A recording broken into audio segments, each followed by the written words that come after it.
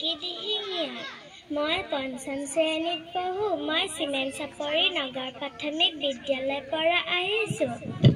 মই এটা কবিতা আবৃত্তি কৰিম কবিতাটোৰ নাম হ'ল অকণমানিৰ গান মা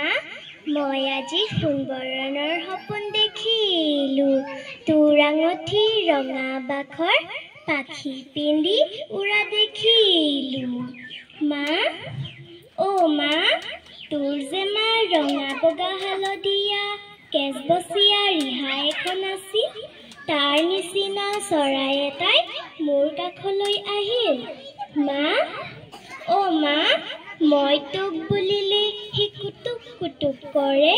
আৰু ঘূৰ বুলিলে লৰ মাৰি গৈ ফুৰ ফুৰকৈ উৰে